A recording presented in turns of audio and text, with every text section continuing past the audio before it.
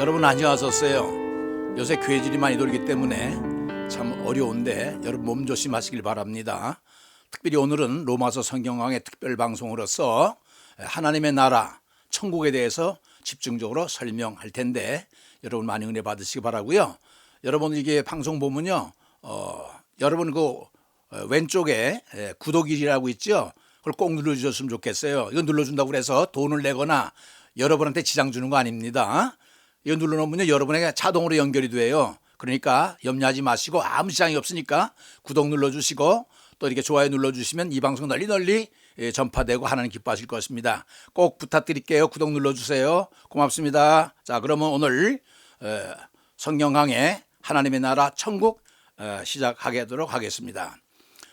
처음에 개요를 말씀드리겠습니다. 아웃라인. 성경에서 언급된 하나님의 나라 천국은 과연 어떤 곳일까?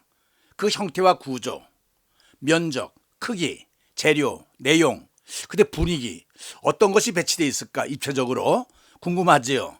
그래서 또 거기서 사는 사람들은 어떤 생활 수칙을 가지고 어떤 입국 자격이 주어지는 건가?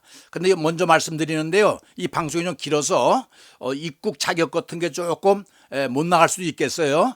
그러면 뒤에 이게 연결시킬 테니까 그렇게 아시고 중요한 내용을 이게 시청해 주시기 바랍니다. 오늘 내용은 두 가지예요. 첫째는 전반적으로 천국의 개념을 먼저 설명해 드리고요. 두 번째는 천국의 규모 어떻게 생겨났나 청사진을 완벽하게 제가 성경에서 풀어드리겠습니다.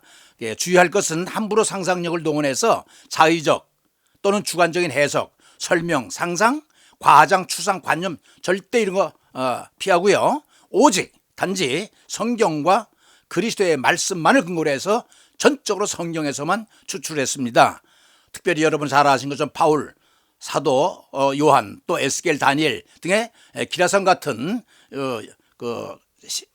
영적인 사람들의 인물들을 중심적으로 이것을 꾸며보도록 하겠습니다. 개념은요, 일단 천국은 4차원의 세계, 즉 영적 세계라고 하는 것을 아셔야 돼요. 요한복음 3장에 나와 있거든요. 즉 3차원의 세계, 우리가 살고 있는 세계가 현실 세계의 3차원의 세계인데 우리 세계와는 질적과 개념적 차이가 있다는 거예요. 즉 시간과 공간을 초월한 세계가 천국이거든요. 그래서 이 차원을 얘기할 때에 1차원, 2차원, 3차원, 4차원 이렇게 얘기를 해요. 영어로는 디멘션이라고 하는데 1차원은 뭐냐? 먼저 이걸 천국을 설명하기 위해서 말씀드리는 겁니다. 1차원, 우리 차원을 얘기할 때 두 가지 측면으로 설명을 해요. 하나는 물리적인 차원과 생물학적인 차원이 있는데요. 물리적인 차원이 이런 겁니다.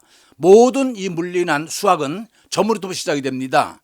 점으로부터 시작이 되는데 점의 한 점, 이 점과 두 점이 있으면 연결을 하면 거리가 나와요. 이걸 1차원이라고 그래요. 그럼 점이 3개라고 하면 3개를 연결하면 평면이 나와요. 그렇죠? 면이 나오겠죠? 이걸 갖다가 2차원이라고 그래요. 또 점이 4개를 연결하면요, 이 입체 공간이 나와요. 이걸 3차원이라고 그래요. 공간. 우리가 3차원에 살고 있거든요. 그 4차원은 뭐냐? 3차원 바깥에 아웃사이드. 그러니까 그렇게 알아두시면 되겠어요. 그래서 이렇게 설명할 때 물리적인 차원이라고 그러고요. 생물학적인 차원은 뭔가니 1차원에서는 박테리아 사는 곳, 2차원은 동물들, 3차원은 만물의 영장이라고 하는 인간들이 이성을 가지고 사는 우리는 3차원에서 살고 있어요. 공간 속에 산단 말입니다. 시간과 공간 속에서. 4차원은 뭐냐? 3차원을 넘어선 바깥 세상, 그걸 영적인 세계라고 그래. 그래서 오늘의 영적 세계는 4차원의 세계다. 이걸 염두에 두시면 좋겠습니다. 즉 이런 거 있죠, 여러분. 왜 베드로후서 3장에 보면은 하루가 1000년 같고 1000년이 하루 같다. 바로 이런 겁니다. 우리는 하루지만 천국에서는 1000년 만년 된다는 거예요. 이런 거. 또 이 차원이라고 하는 것은, 영적 세계라고 하는 것은 자연법을 초월합니다. 자연법이 뭐예요? 낮과 밤이 있고, 그렇죠? 그런 거 있죠. 왜 또 낮과 밤이 있고 봄, 여름, 가을이 있고 다 이게 몸으로 돼 있고. 그러나 베드로후서 3장 8절에는 그 영원한 세계는 다르다는 거예요. 우리 자연법하고 낮과 밤이 없는, 그렇죠? 근데 왜 지구 중력을 갖다가 써놨냐면요, 저도 천국 갔다 왔거든요. 말씀을 안 드렸는데 천국 가보니까 아름다운데요. 굉장히 아름다운 꽃밭이 있는데 위에서 이 벼랑에서 물이 흘러내리는데 얼마나 아름다운지 모르겠어요. 그런데 제가 본 건요, 물이 거꾸로 흘러요. 깜짝 놀랐어요. 그래서 제가 거기서 힌트를 얻은 게 뭐냐면, 아, 영적 세계 4차원의 세계는 3차원의 지구 중력이 있어서 이게 뭐 뉴턴이 얘기한 것처럼 그런 세계가 아니라는 거예요. 물이 거꾸로 흐르더라고요. 깜짝 놀랐어요. 그래, 아하, 우리 3차원의 세계는 전혀 다르구나 하늘 깨달았습니다. 그러니까 자연법을 초월한다는 거예요. 죽고 사는 거 이런 것도 없고, 먹고 배부르고 시가고 장가 이런 게 없다는 거예요. 또 하나는 뭐냐면 내셔널, 개념의 초월이다. 이 개념이라고 하는 것은 이성적인 걸 얘기하죠. 이성적인 걸 얘기하는 것은 합리적인 걸 얘기해요. 합리적은 또 과학적이라고 얘기해요. 그래서 우리가 과학적이다 할 때는 합리적인 걸 얘기하고요, 이성적이라는 이성적인 걸 얘기를 하는데 이걸 초월해버려요. 왜? 영적 세계니까. 그래서 지금 말씀드렸듯이 어둠이 제거되고 오조리 빛만, 이것도 있잖아요. 우리 3차원의 세계가 다르잖아요. 그래서 우리는 잃어버린 신라곤이 아니라 하나님의 나라 회복되다 복나무이라고 하는데 이것이 나홀의 본질이다. 여러분 아셨죠? 그래서 개념은 4차원의 세계, 영적 세계를 지금 소개시켜 드리겠다, 이 말씀을 드리고 있습니다. 자, 그러면 이제부터 설명을 들어가겠습니다. 하나님의 나라 정의부터 설명을 할게요. 명칭은요, 제일 옛날에 우리가 할머니들이 쓰던 대로 천당이라고 그랬어요. 처음부터 이 사용한 명칭이고요. 그것이 조금 발전돼서 천국이라고 그랬어요. 그 다음에 천국이 조금 발달돼서 하늘나라, 이거 일반적인 개념이었는데 나중에 하나님의 나라, The Kingdom of God 해가지고 이게 신학적인 용어로 정착이 됐어요. 그래서 하늘나라, 천국 이렇게 얘기하는 것입니다. 근데 우리가 성경을 보면요, 하나님 나라 이렇게 표현되가 있고 하늘나라 이렇게 표현된 데가 있어요. 하나님 나라는, 천국은 마가복음, 누가복음에서 이렇게 얘기하고 있어요. 그리고 하늘나라는 마태복음에서 언급해주고 있는데 이건 그렇게 중요한 게 아니에요. 그렇게 알고 계시고요. 요한계시록에 언급된 천국은 이런 말들을 쓰고 있어요. 신천신지, 새 하늘 새 땅이라는 얘기겠죠.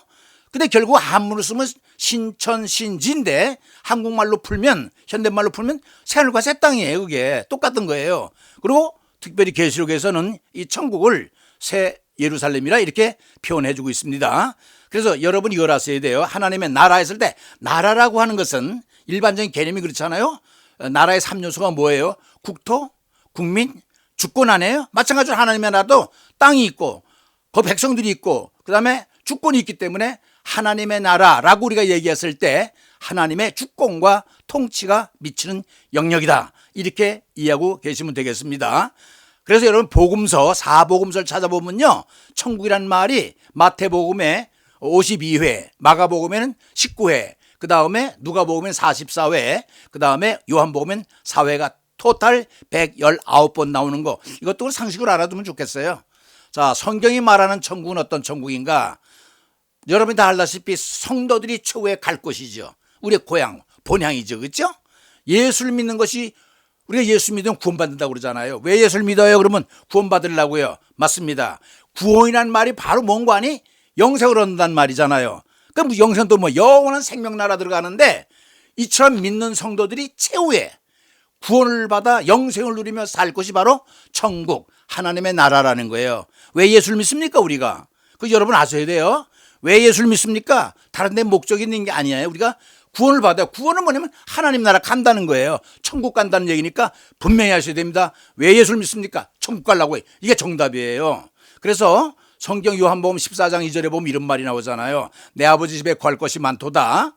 내가 너희를 위하여 처소를 예비하려고 하노니 가서 너희를 위하여 처소를 예비하면 내가 다시 와서 너희를 내게로 영접하여 나 있는 곳에 너희도 있게 하리라. 여기서 집, 곳, 처소, 이게 뭐냐면 장소라는 얘기거든요. 이게 바로 하늘나라예요.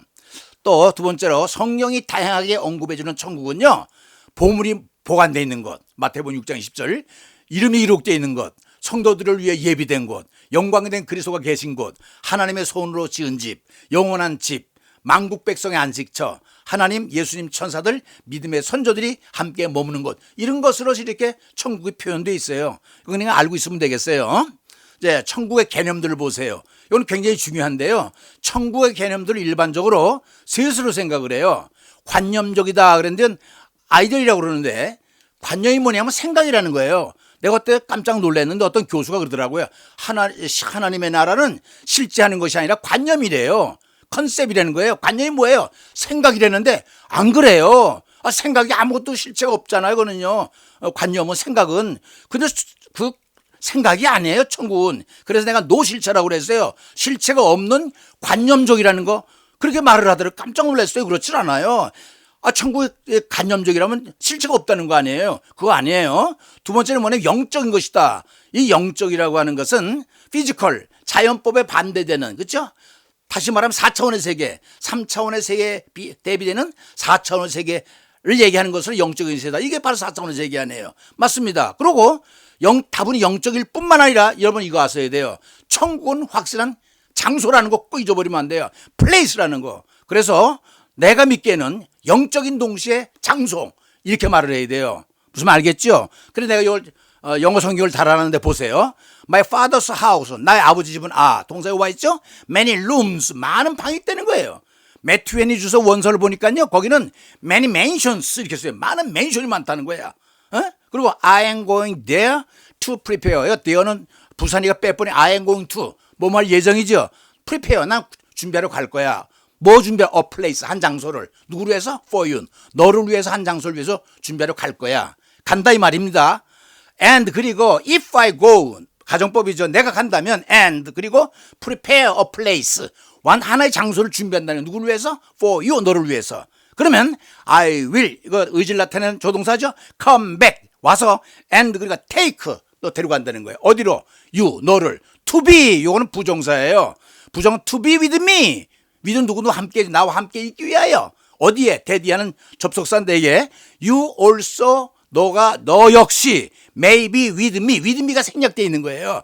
나와 함께 있기 위해서. 어디? where I am, 내가 있는 곳. 요거는요 관계 부사라고 그래, 그죠? 그래서 you know the way, 너 그 길 알아. 어떤 길이냐? to the place, 장소. 그 장소를 너 알아. 가는 길을 알아.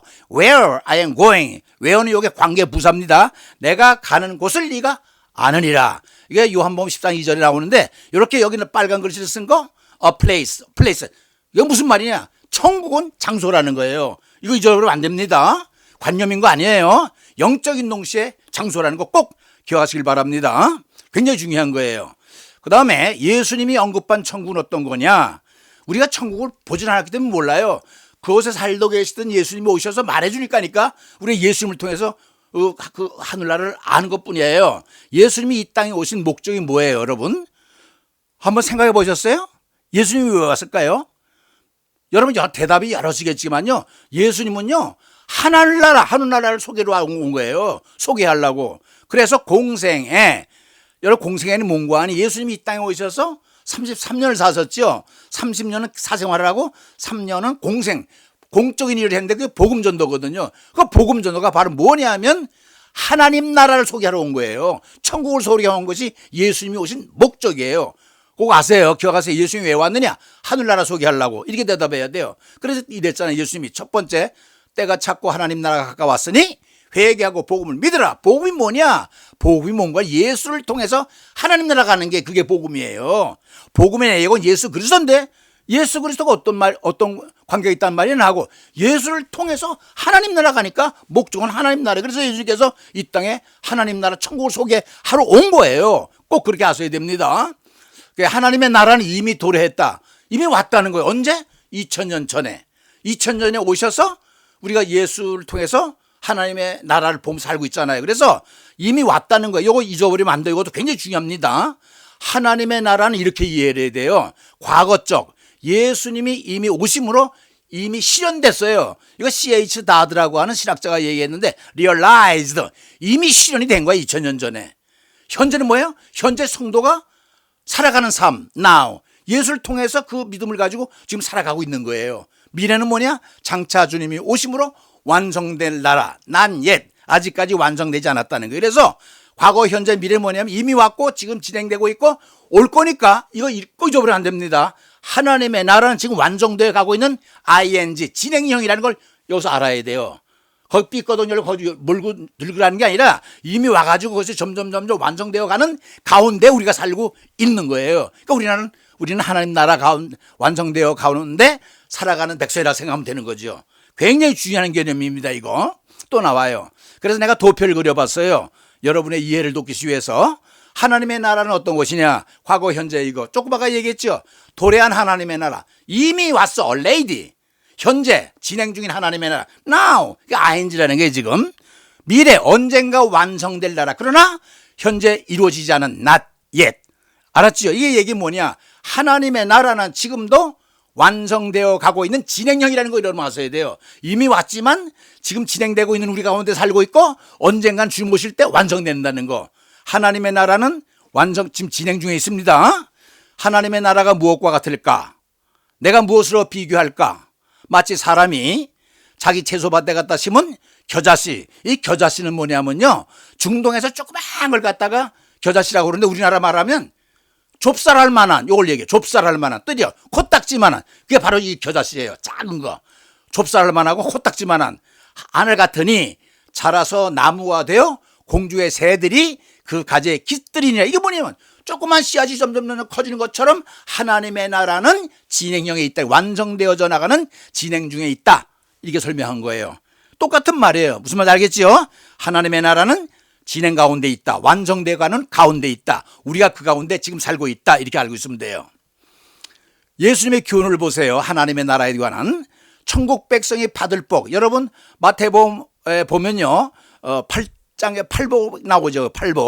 팔복이 나오는데, 그리고 천국 시민의 생활, 어떤 생활을 해야 되느냐 하는 거 산상순이라고 그래요. 여러분 산상순이 무슨 뜻인 줄 아세요?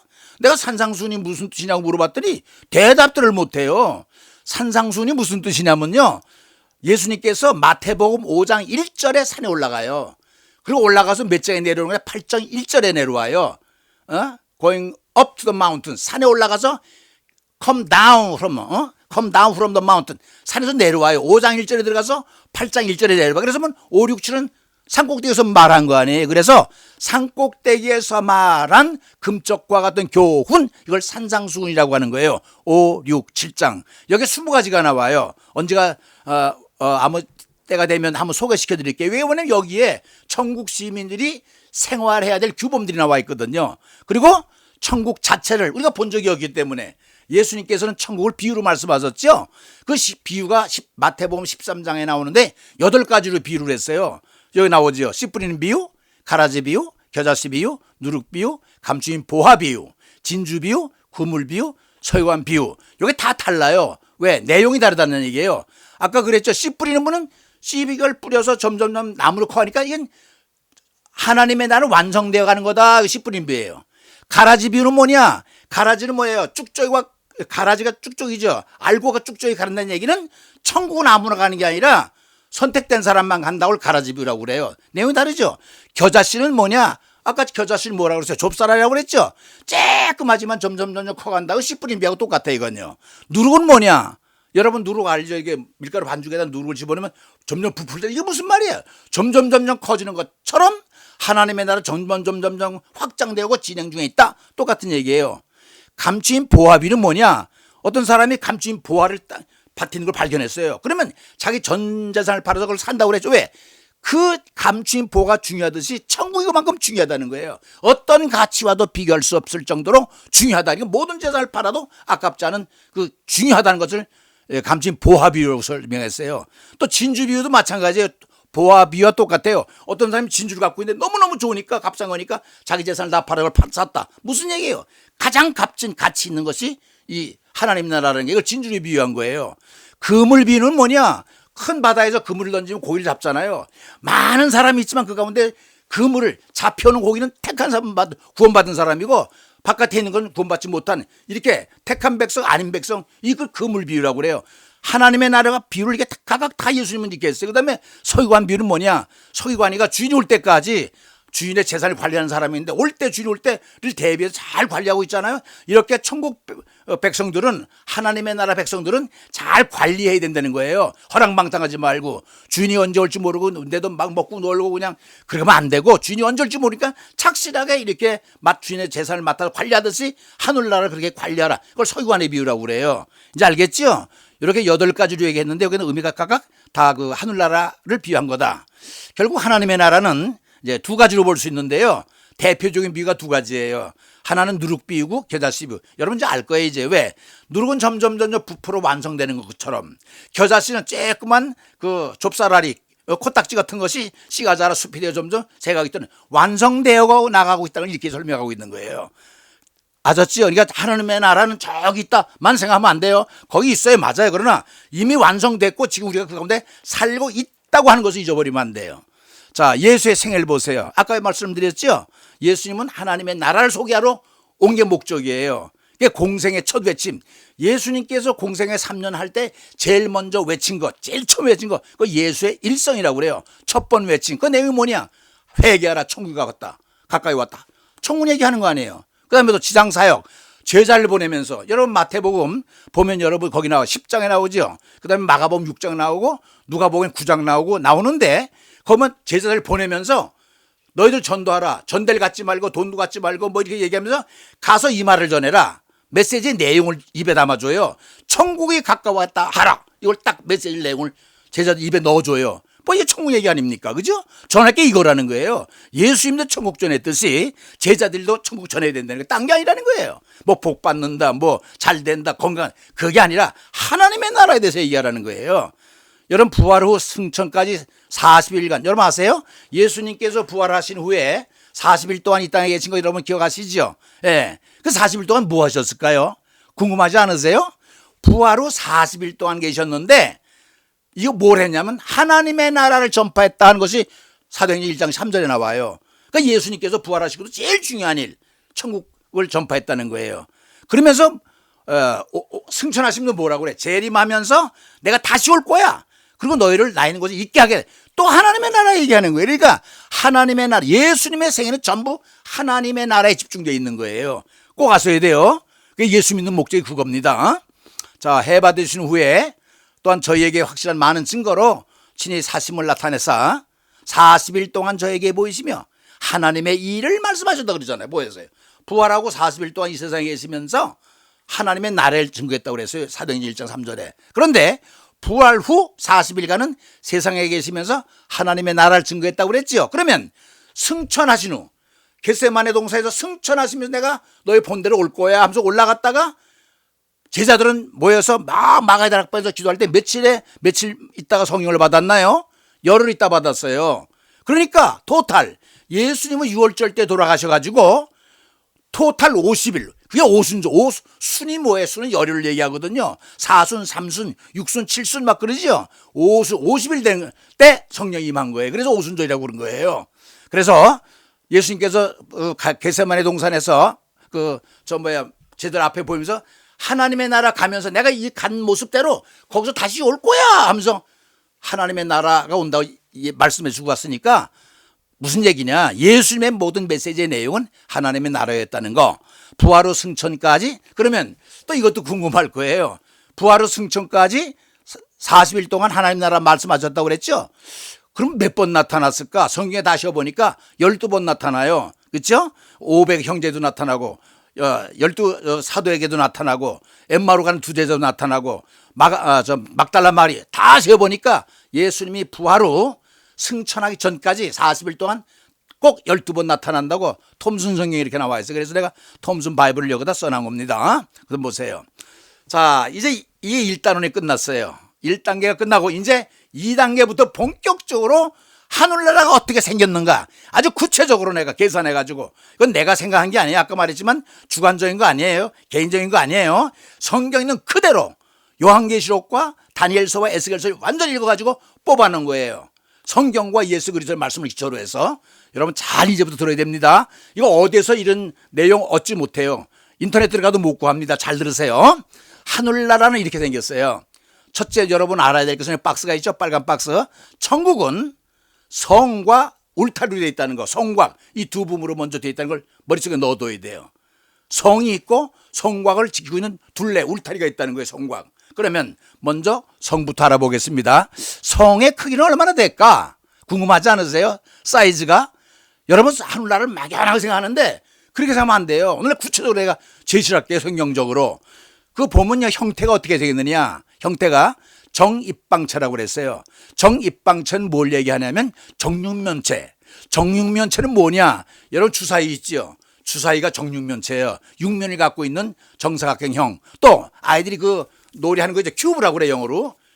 숫자 맞추는 거. 이게 큐브인데 이렇게 생겼어요. 그래서 성경에는 장, 고, 세로가 같다 그랬는데 현대말로 바꾸면 가로, 세로, 높이가 같다 이 말입니다. 영어로는 length, height, width 이거 뭐 영어로 쓴 거예요. 사실 length는 long, height는 high 형용사를 쓰면 좋은데 명사기 때문에 갖춰 맞춰놓은 거예요. 보세요. 성경에 나와 있는 거 이겁니다. 그 성은 네모가 반듯하여 길이와 넓이가 같은지라 그 갈대차로 차 알죠? 측량하니 12,000 스타디온이요 길이와 너비와 높이가 같더라라고 요한계시록 21장 16절에 분명히 나와 있습니다. 하나님의 나라가 사이즈가 이렇다는 거예요. 그럼 여기서 스타디온이 뭐냐? 12,000 스타디온인데 이게 얼마나 사이즈냐? 1스타디온은 192m라고 그랬어요. 스타디온은 뭐냐면 그리고 12,000 스타디온은 얼마의 길이냐? 2220km. 영어로 얘기하면 1500마일이라는 거예요. 이건 분명히 나와 있습니다. 여러분 스타디온은요. 이게 헬라의 단위인데 여러분 올림픽 경기장을 뭐라고 그래요? 올림픽 스타디움이라고 그러죠? 스타디움이라는 말이 여기서 나온 거예요. 스타디온에서 온 거예요. 올림픽 스타디움 이런 얘기할 때. 그래서 스타디온 하나님의라는 12,000 스타디온이래. 가로 세로 높이. 내가 요거요. 명체요 정육면체 설명하고 바로 계산으로 들어갈 테니까 여러분 기억해 두세요. 그래서 이건 내가 진 게 아니라 성경에 나왔고 애플리케이션 스터디 바이블 여기서 이제 뽑아온 건데 또 설명하겠습니다. 앞으로 저 보세요. 먼저 입방체 설명하고 이제 사이즈 들어갈게요. 입방체라고 하는 이유는 유대인에게 있어서 입방체는 정육면체는 하나님의 임재, 하나님이 함께 계시는 곳의 상징이다. 이는 하나님의 통치성과 완전성, 이게 바로 입방체를 의미하는 거예요. 그러니까 여러분 성막 알지요? 성만의 번제단이 입방체라는 거예요. 5규빗. 이게 헬란 말은 6규빗인데 우리나라 말은 5척, 척으로 계산했어요. 그러면 여러분 성소에 보면요. 성막에 가면 바깥엔 두 가지가 있죠. 번제단이 있고 물두멍이 있어요. 근데 이 번제단을 드리는 그 제단이 5규빗 입방체라는 거예요. 그 다음에 여러분 바깥에서 들어간 지성소 들어가면 세 가지가 있죠. 좌측에는 촛대가 있고 앞에는 향단이 있고 우측에는 떡상이 있어요. 그런데 그 향단의 사이즈는 2규빗 이거 입방체라는 거예요. 그 다음에 대제사장이 1년에 한 번 지성소에 민족의 나라의 그 백성들의 죄를 사러 들어가죠. 그때 앞에 흉배라는 게 있어요. 방탄조끼 같은 거 보석이 12가지가 박혀있는 그게 입방체예요. 그 다음에 성소에서 지성소로 딱 들어가면 지성소가 있는데 이걸 갖다 10 곱하기 10 규빗 되는 입방체예요. 그래서 이 입방체가 다 돼 있는 성경적 근거를 갖고 있는데 입방체란 뜻은 새 예루살렘 전체가 지성소요 하나님의 임재하심의 뜻이요 하나님의 온전한 통치를 상징한다. 이렇게 알아두면 돼요. 그 입방체의 뜻이에요. 알았죠? 청량해보니 재보니 성의 장과 광과 고 이건 가로 세로 높이가 모두 같더라 이 말입니다. 그러면 입방체 설명하고 아까 내가 뭐라고 그랬어요? 한번 다시 볼게요. 자 실제 길이 보겠습니다. 아까 12,000 스타디온이라고 그랬죠.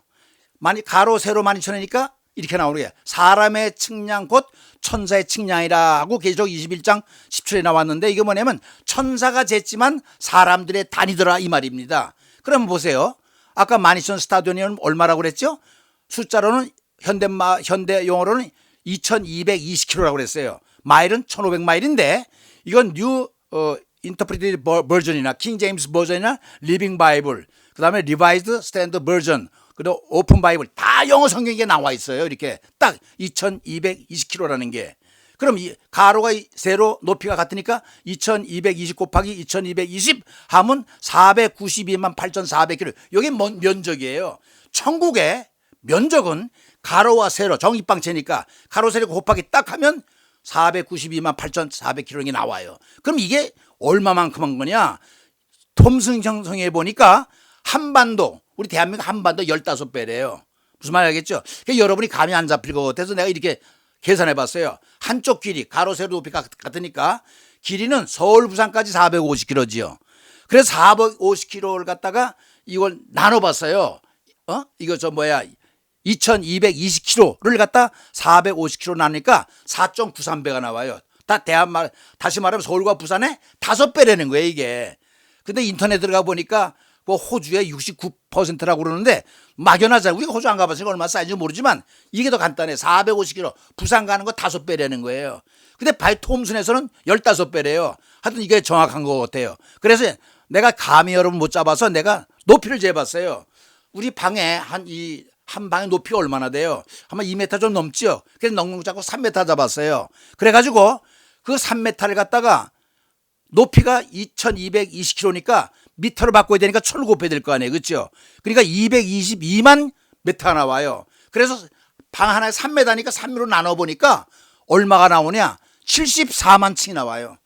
하늘나라는요, 방 하나를 3m로 봤을 때 74만 층이에요. 이게 얼마나 높이냐? 이렇게 하면 안 잡히죠. 내가 보니까 여의도에 있는 63빌딩이 몇 미터인지 아세요? 249m래요. 그럼 250m 잡고 이걸 나눠보니까 여의도에 몇 개냐면 8,800가 쌓여야지 총 높이가 나와요. 8,800 정확하게. 어마어마하죠? 63층짜리 800개 아니라 8,800 나오는 거예요. 현재 세계 인구가 73억이에요. 근데 이거 다 구원받지 못하잖아요. 몇 명이나 갈 수 있나 따져본 거예요. 제 자료를 보니까 캐도릭이 11억, 우리 프로테스탄트가 7억, 또 기타 3억 해가지고 23억이 예수 믿는 사람이래요. 그 예수 믿는 사람, 나더러 주여 사람마다 다 천국까지 못한다고 그랬잖아요.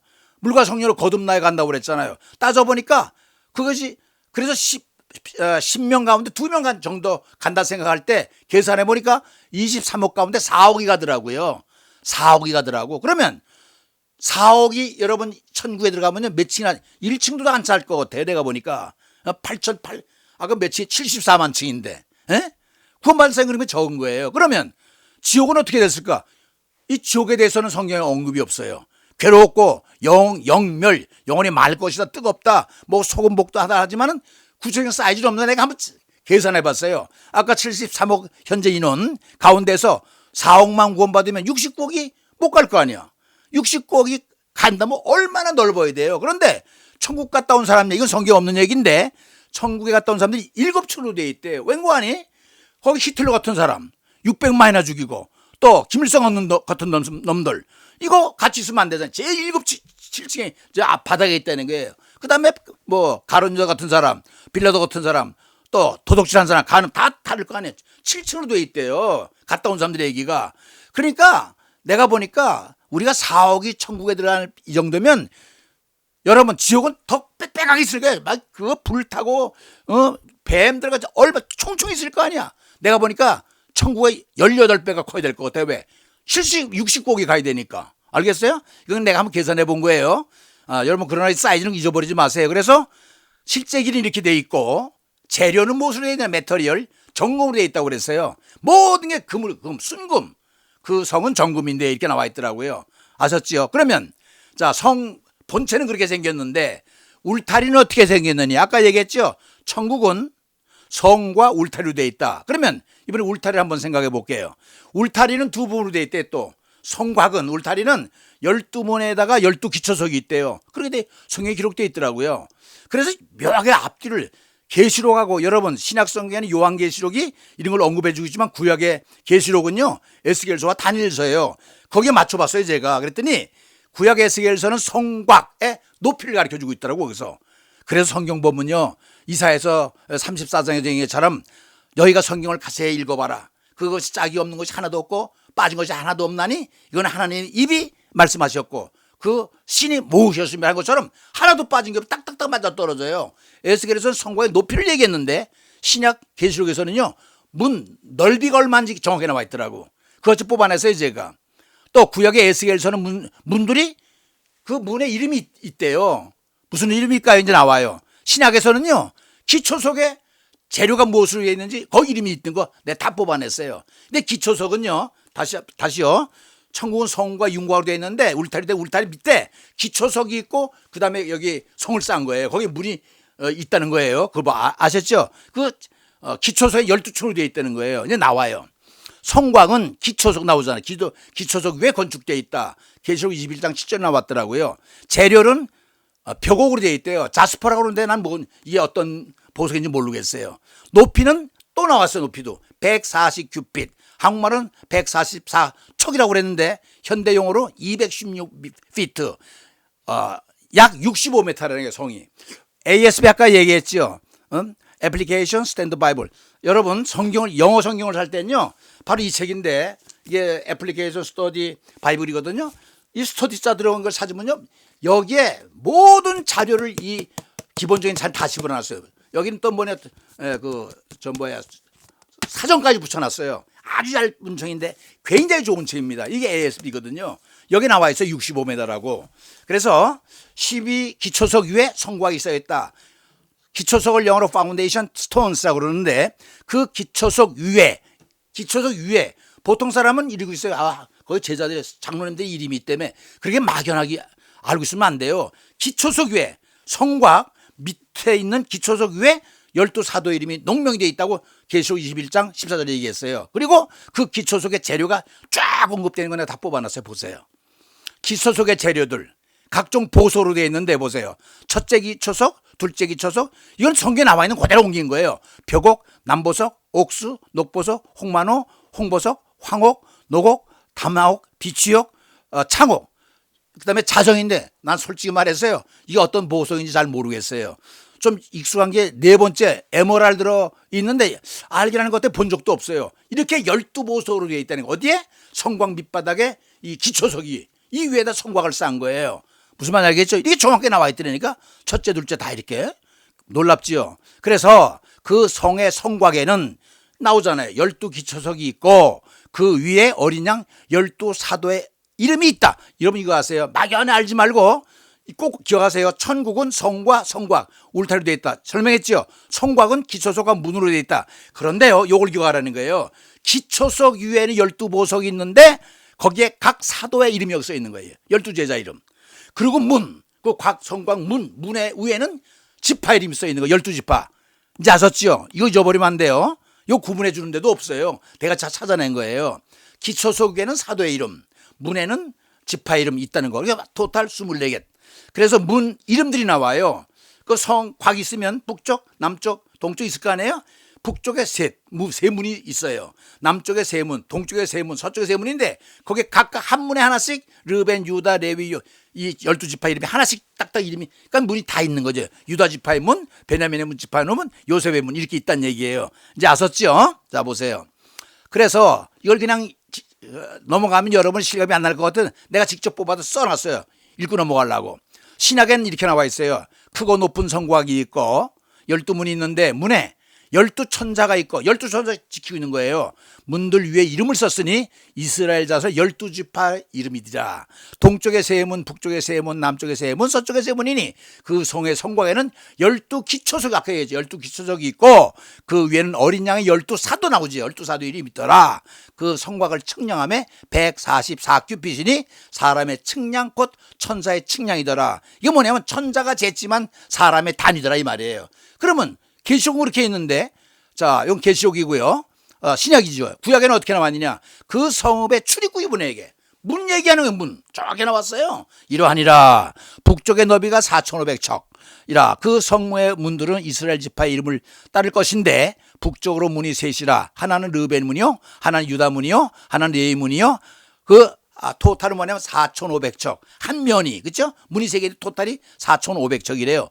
또한 문이 셋이라 이렇게 나왔죠. 계속 나와요. 요셉의 문이요, 베냐민의 문이요, 단 문이요, 그 다음에 그 문도 4,500척이더라.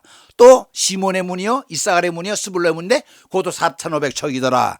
또 한 문인데 셋이 있는데 갓 문이요, 아셀 문이요, 납달리 문이다. 그러니까 세 문의 합계, 세 문 토탈이 88,000척이라 이렇게 나왔어요. 정확하게 나왔어요. 무슨 말이겠죠? 그러니까 한 면의 세 문의 토탈은 4,500척인데 토탈이니까 88,000척이 나왔다고 딱 나오더라고요. 자, 그 다음에 자, 이번에 문을 들어가 볼게요. 아까 이제 벽은 끝났어요. 이번에 문을 보세요.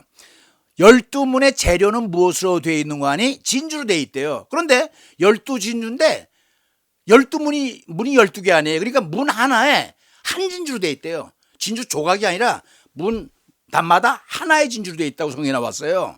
자, 문들의 입구는 얼마 되냐? 입구까지 나와요. 4,500척. 큐핏으로 얘기하면 2.4km인데 이건 세 개 합한 것이 문들의 토탈은 18,000척이더라. 계시록에 나왔어요. 문들의 토탈이 9.6km래요. 또 토탈 그러면 한쪽 면이 얼마예요? 2.4km라는 게, 한쪽 문에는 몇 문이 있어요? 세 문이 있어요. 그래서 나눠보면 어떻게 돼요? 3으로 나누면 3, 8이 0.8km예요. 여러분 아세요? 천국 문의 한 문 넓이가 0.8km예요. 1km 조금 모자라요. 그게 얼마나 길이냐? 여러분 전봇대와 전봇대 사이가 몇 메다인지 아세요? 50m거든? 그러니까 50m 전봇대 사이 50m가 16개가 있는 것이 바로 천국문의 넓이에요. 넓이. 딱 나와요. 정확하게 나오는 거예요. 그래 누가 지키느냐? 12문들은 12천사들이 지키더라. 여러분 이 천사들이 지키는데요. 왜 지킬까요? 이건 나쁜 사람이 들어갈까 지키는 게 아니에요. 이제 나오겠지만 12문은 항상 열려있다고 그랬어요. 열려있는데 그걸 왜 지키나? 여러분 우리가 죽는 천국문 앞에 가서 심판받는 게 아니에요. 이미 죽을 때 사람이 저 어저께 우리 장로님이 돌아가셔서 갔다 왔는데요. 여러분 목사들은 그걸 알아요. 이 사람이 천국 갈 사람인지 지옥 갈 사람이 알아요. 어떻게? 죽는 거 보면 알아요. 그래 죽는 순간에 천사가 벌써 데려가요. 안 믿는 사람 마귀가 데려간다고요. 그러니까 죽는 순간에 천사가 데려가기 때문에 천국문에는 지킬 필요가 없는데 그러면 왜 12천사가 지킨다고 그랬나? 이거는 환영하기 위해서 환영하려고 문을 열어놓고 기다리고 있는 거지 지키는 게 아니에요. 아셨죠? 동서남북에 각각 세 문들이 있다. 각각의 문에는 각각 이름, 지파 이름이 있다. 이거 보세요. 계시록 21장 25절에 사도 요한의 환상에 의하면 이거 사도 요한이 봤잖아요. 요한계시록 항상 열려있대요. 아까 그랬잖아. 낮에도 도무지 닫지 아니하니 안 닫아. 그럼 누가 있어요? 천사가 있어. 천사가 지키는 게 아니라 뭐라고요? 오는 백성들을 환영하려고 나와요. 만국 백성이 종기와 영광을 가지고 그리고 들어오니까 환영하러 나와 있는 거예요. 지키는 게 아니라. 왜? 아까 그랬잖아요. 죽는 순간에 벌써 믿는 사람과 안 사람의 길이 갈라지거든요. 그래서 천국 길은 어떻게 돼 있느냐? 성경 보니까 성의 길은 맑은 유료 같은 정금이더라. 피어 골드다. 이거까지 다 나와 있더라고요. 여러분이 아시는 것처럼 요게 이제 그 성 외곽이에요. 성 내부도요. 내가 정확하게 가운데 뭐가 있고 옆에 뭐가 있고 다 뽑아놨는데 시간이 모자라서 이건 못 내보내겠어요. 다음 방송에 여러분 지금 보시는 거 있죠? 성의 내부가 어떻게 되어 있는지 자세히 설명해 드릴게. 한 방송 더 해야 되겠어요. 그렇게 좀 양해하시고 다음 방송에 성의 내부를 자세히 소개시켜 드리겠습니다. 잠깐 기도하겠습니다. 고마우신 아버지 하나님, 예수를 믿고 구원받은 우리가 장차 하나님이 계신 하늘나라 가게 될 텐데 참 이 하늘나라를 하나님께서 친절하시게도 구약과 신약에 다 보여주셔서 가르쳐 주셔서 이렇게 아버지 이렇게 하나님이여 그림을 그리고 나가고 있습니다. 우리가 장차 하늘나라 가게 될 텐데 내가 어떤 곳에 가게 살게 될까 하는 것을 갖다 이번 기회에 확실히 예수 그리스도와 성경 말씀의 토대로 해서 내가 갈 본향을 고향을 그려볼 수 있게 하시고 마음에 담을 수 있도록 도와주시고 한 사람도 나고 없이 다 우리 천국 백성 될 수 있는 아버지 백성 삼아 주시옵기를 원하옵고 다음 방송은 더 진지하게 성의 내부가 어떻게 되어 있는지 청사진을 소개하도록 하겠습니다. 하나님 우리 꼭 예수 잘 믿고 천국 갈 수 있는 천국 백성 될 수 있도록 도와주시고 가기 위해서 그 하늘나라를 마음에 그리고 새길 수 있도록 도와주옵소서. 존귀하신 예수 그리스도의 이름으로 간구했사옵나이다. 아멘.